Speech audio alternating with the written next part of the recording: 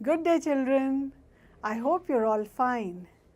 I'm Anupreet Kaur from the Chandigarh Education Department. Children, do you like traveling? What kind of places do you like to go to?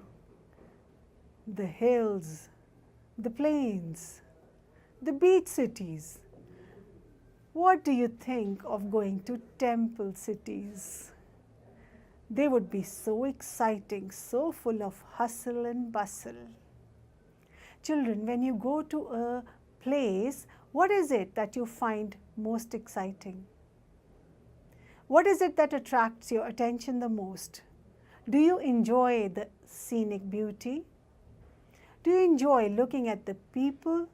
Or is it shopping you're looking at? Well, I think it's a combination of everything. One loves purchasing and shopping when one goes to a different place, and one wants to see just about everything that is beautiful in that place. The writer Vikram Seth loves traveling. He traveled from China to India via Tibet and Nepal. He wrote about it in his travelogue, Heaven Lake. Today we shall read an excerpt from this book about his stay in Kathmandu. So, the name of the lesson is Kathmandu, and it is from your NCERT textbook for class 9, Beehive. Children, let us enjoy this lesson. Vikram Seth is an Indian novelist and poet. He has written several novels and poetry books.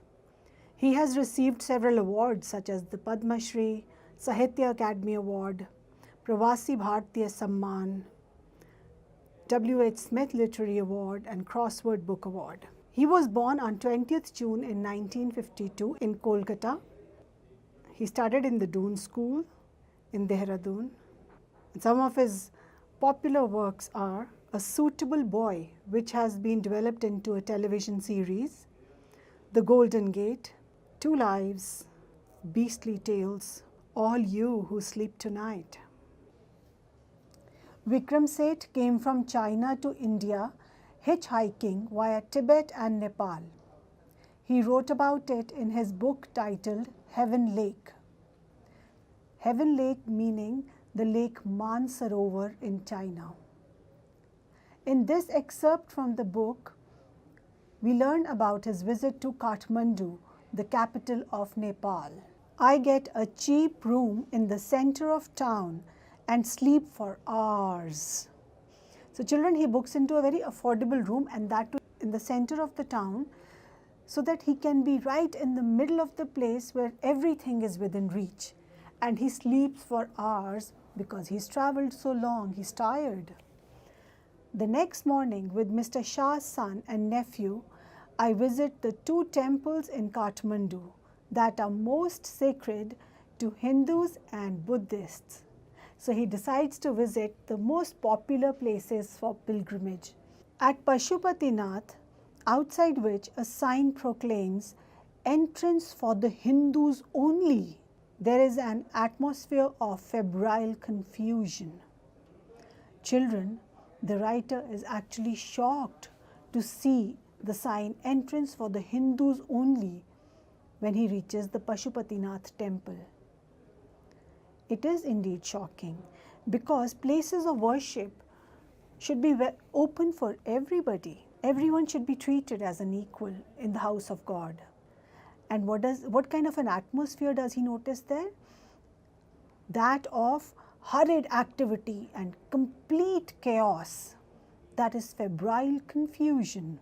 Priests, hawkers, devotees, tourists, cows, monkeys, pigeons and dogs roam through the grounds. Well, look at the atmosphere. What with all kinds of animals and people moving around the streets and the grounds over there. We offer a few flowers. There are so many worshippers that some people trying to get the priest's attention are elbowed aside by others, pushing their way to the front. This is so strange. This is a house of worship, and yet people are not showing any kind of calmness. people are actually pushing each other, they're elbowing each other out of the way. They want the priest's attention, so they push others out of their way with their elbows. These are such bad manners. They should just stand in a line and move forward. This would be much faster and a much better way. Moreover, instead of hurting others, they should be praying peacefully and calmly. A princess of the Nepalese royal house appears. Everyone bows and makes way. This is such a contrast to what was happening earlier. Earlier we see people pushing each other with their elbows out of their way. Everyone is striving to reach the priest faster. They want the priest's attention. And yet, when the princess appears, everyone bows out of respect and they make way for her. By the main gate, a party of saffron-clad Westerners struggle for permission to enter. The policeman is not convinced that they are the Hindus. Only Hindus are allowed to enter the temple. This we had read earlier also, that there is a sign outside the Pashupatinath temple which says entrance for the Hindus only. So this restricts people from all other religions from entering the temple. Now the policeman believes that these Westerners, although they are dressed like sadhus, have not really changed their religion. They are not Hindus, even if they are following the Hindu way of life, even if they are dressed like sadhus. A lot of people in Western countries, rather all over the world, are influenced by Hinduism. They follow the yogic way of life. They love to learn about the Upanishads, the Vedas, and they all want to learn yoga too. But that does not mean they have given up their own religions and have become Hindus. So the policeman is right in thinking that they may not really be Hindus. Children, do you think it is okay to stop other people from entering the temple?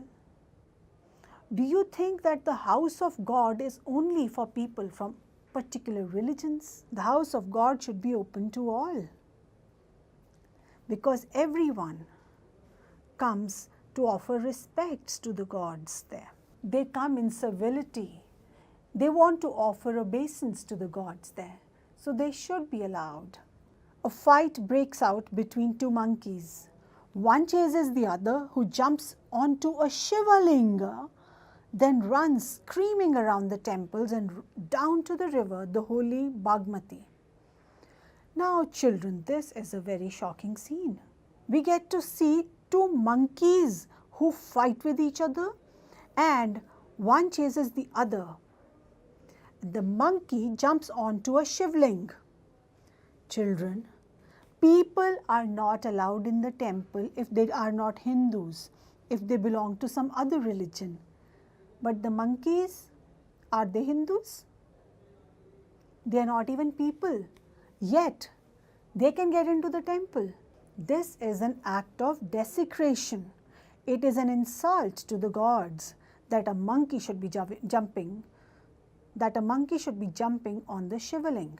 And after this, the monkey goes to the river. And which river is that? The holy Bagmati river. So the temple is right on the banks of the river Bagmati. A corpse is being cremated on its banks. Washerwomen are at their work and children bathe. From a balcony, a basket of flowers and leaves, old offerings now wilted, is dropped into the river. Children, what is the state of the river? This river is getting polluted. First we see that a dead body is being cremated there on the banks. All the ashes will go into the water. So dead bodies should actually be cremated in the cremation grounds. The washerwomen are washing dirty clothes on the banks of the river. All the dirty water, all the soap will go into the water. That is going to pollute the water. From a balcony, a basket of flowers and leaves, old offerings now wilted, is dropped to the river. So somebody from their house throws a basket full of flowers and leaves into the river. These flowers were the offerings to the gods earlier, and now that they have dried and withered, they are being thrown into the river. Where do you think should these be thrown? They should have been thrown in a dustbin. People don't seem to care about it. They throw all the waste into the river and pollute it. A small shrine half protrudes from the stone platform on the river bank.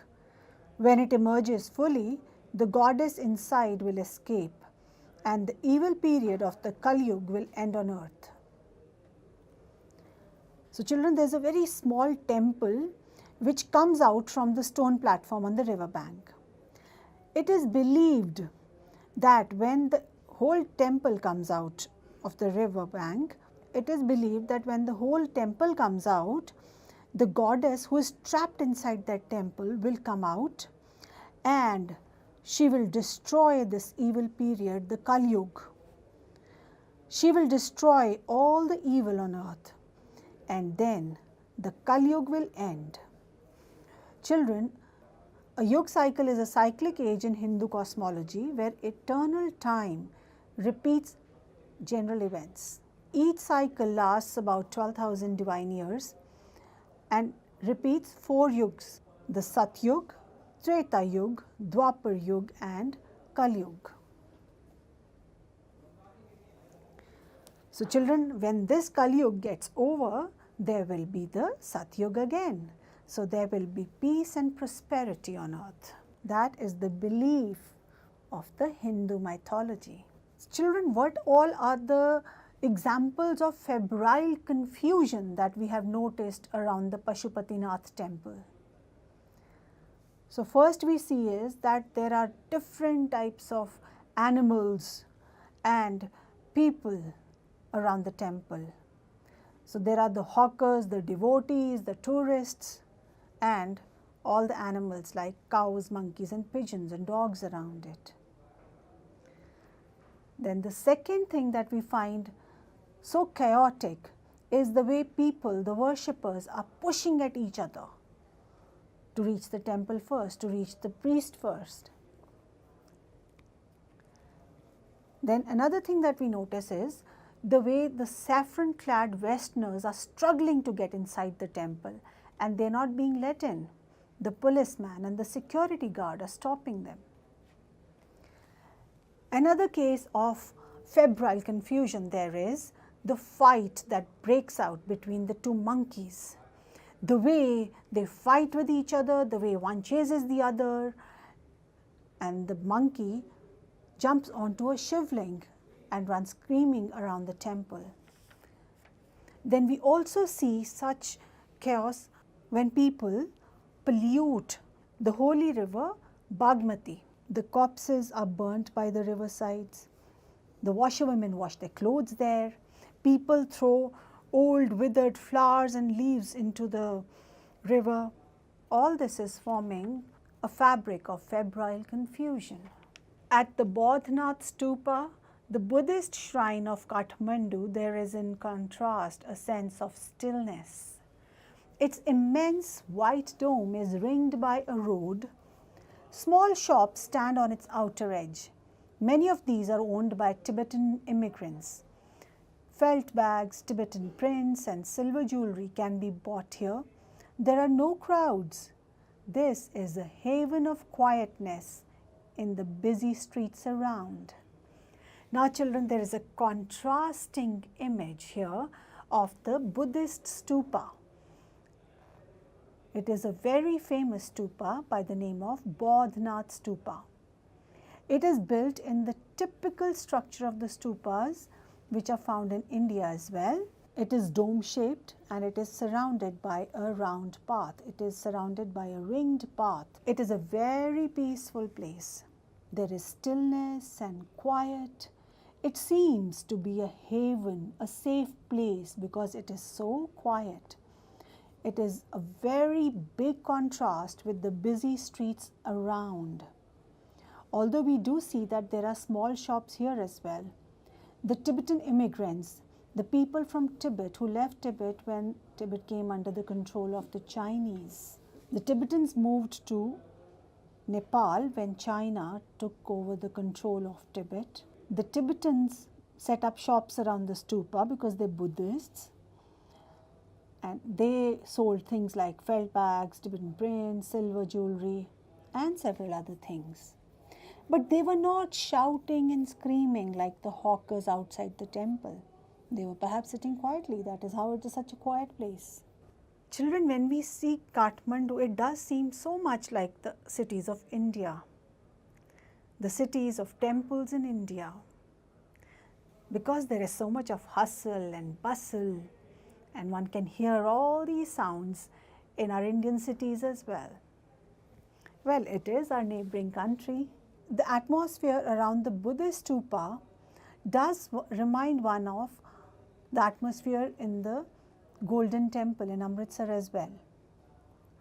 There is so much of peace and serenity that one feels inside the temple grounds, inside the Golden Temple grounds. There is the holy prayer going on, the kirtan going on. Although around 1 lakh people visit it almost daily, there is no noise. One just listens to the peaceful sounds of the kirtan, the holy hymns being sung in the temple. Amritsar itself is a very busy city. There's a lot of hustle and bustle and good business going around.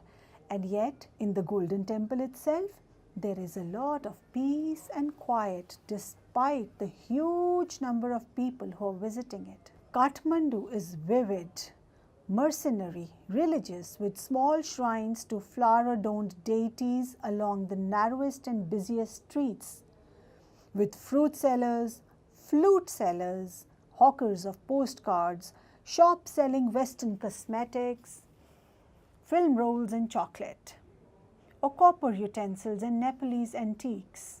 Children, Kathmandu has such a wide range of people, such a wide range of sights and images. It is a good center for business. It's a big business hub. And there are a lot of religious places there too. There are so many small shrines, small little places of worship all around it. And there are so many deities, gods and goddesses who are adorned with flowers along the narrow and busy streets of Kathmandu. In the streets, one sees such a large range, such a wide range of people who are selling fruits, flutes, postcards, and there are a lot of Western goods as well. There are Western cosmetics, the chocolates, film rolls being sold there. Children, now film rolls are not a very common sight anymore. Now we have the digital cameras, but earlier all the photographs used to be clicked on film rolls. So it seems that a lot of Westerners visit Nepal. That is how one sees a lot of Western cosmetics there. And these cosmetics must be in demand with the local population. And then one gets to see the traditional, authentic Nepalese goods as well. One sees the antiques and the copper utensils. Postcards are generally sold in places which are visited by a large number of tourists. And Kathmandu, as we can see, is a very popular tourist destination. Film songs blare out from the radios, car horns sound, bicycle bells ring, stray cows low questioningly at motorcycles, vendors shout out their wares. Now here we can see that there are a lot of sounds, there's a lot of noise in the streets there, because one can hear the blaring of filmy songs on the radios. The cars are honking. So children, this means that the traffic rules in Nepal are not so strict. They allow the cars to honk in the streets there. So one can actually feel that there is a lot of noise pollution over there. Earlier we read about the rivers getting polluted. Earlier we read about the river getting polluted.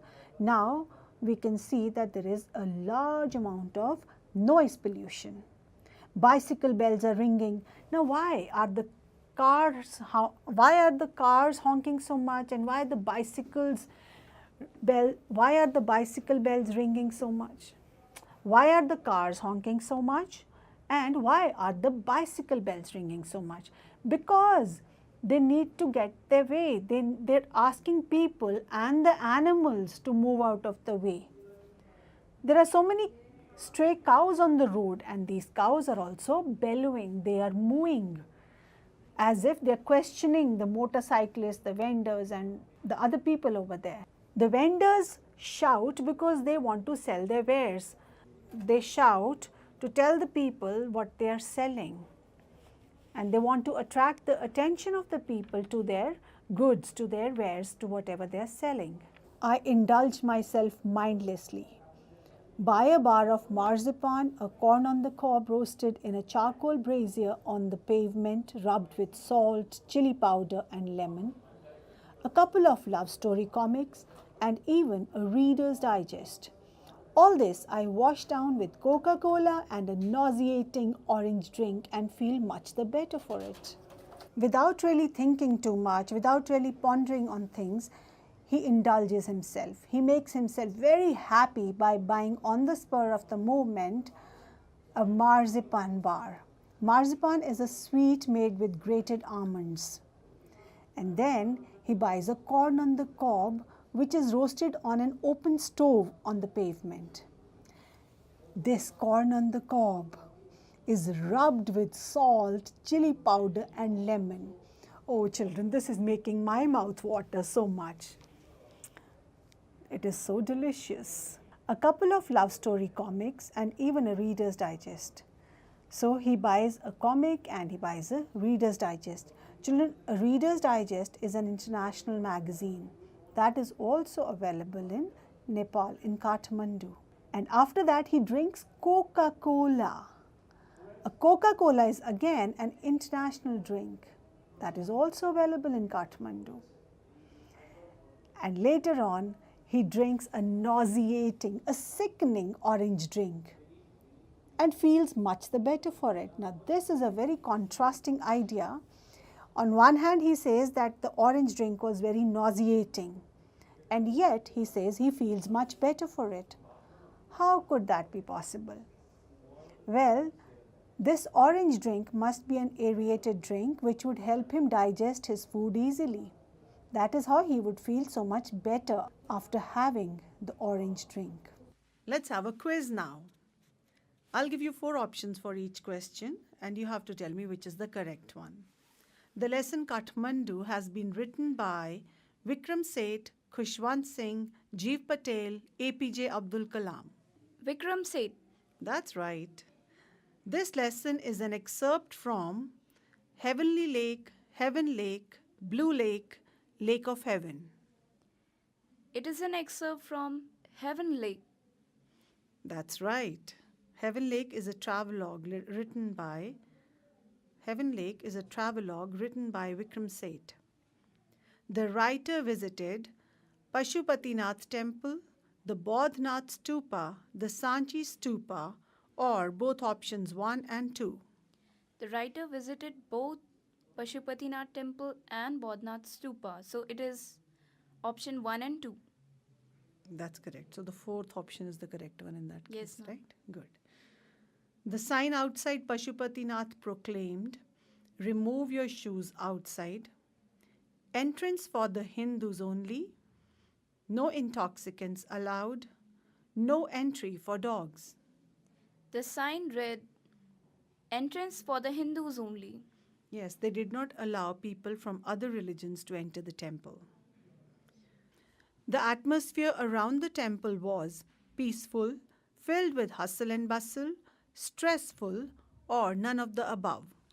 The atmosphere around the temple was filled with hustle and bustle. That's correct. The temple is by the river Bagmati, Yamuna, Ganga, Bhagirthi. The temple is by the river Bagmati. That's correct. The writer bought a bar of marzipan, roasted corn on the cob, Coca-Cola, or all of the above. All of the above. That's right. From the things he bought, we learn that the writer is fond of reading, dancing, cooking, or all of the above. He's fond of reading. That's correct. To read, the writer bought the Reader's Digest, the Illustrated Weekly, the Tribune, the Filmfare. To read, the writer bought the Reader's Digest. The shrine on the banks of river Bagmati is dedicated to a Hindu goddess, a Sikh guru, a Sufi saint, or a Christian saint. It is dedicated to a Hindu goddess. That is correct. Kali Yuga is considered as the era of goodness, the golden era, the era of evil, or the silver era. The era of evil. That's right. Very good.